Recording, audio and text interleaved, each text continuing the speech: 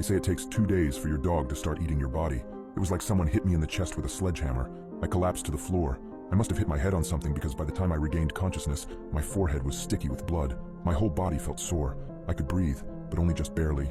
I was down in the basement cleaning that row of shelves that I had been putting off, so I doubt my neighbors heard me falling. The only thing that was home, and would be until the next morning, was my boyfriend's stupid dog, Cooper.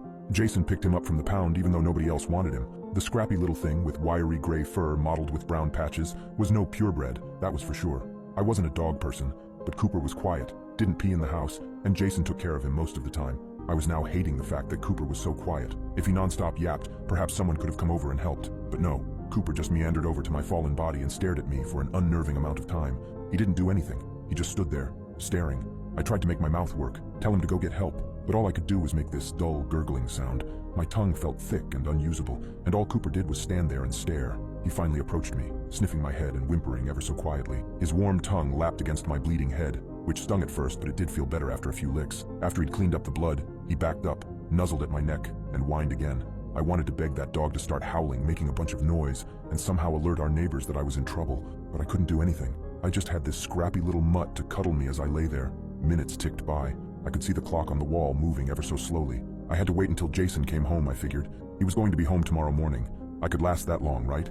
I didn't feel like I was getting worse. I just had to wait it out. I could do this. I could live long enough for this. What I didn't count on was Cooper's lunchtime.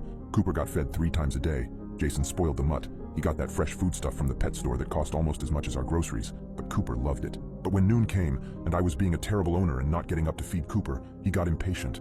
His little claws clacked across the linoleum as he paced back and forth. He pawed at the fridge before returning to my side with his little whines. Why wasn't I feeding him his lunch? He was clearly going to starve to death, even though I'd given him his breakfast. A half hour past his lunch, Cooper growled. I'd never heard him growl before, but he sounded genuinely pissed off. I couldn't see him, but I could just imagine him glaring at me. I half expected him to finally bark for the first time since we'd taken him in. Instead of barking though, he bit me. His teeth sunk into my calf, hard. It was agonizing, only made worse by the fact I couldn't scream. Cooper didn't let go either. He just pulled, actually dragging me a few inches before my skin finally gave and he tore away a healthy chunk of skin and flesh. The pain got so much worse. Cold sweats poured down my face as I heard Cooper chew and swallow. I was nearly sick. At least I wanted to be. That stupid dog just ate part of my leg, and he clearly liked it as he went back for seconds. Thank God I passed out from the pain.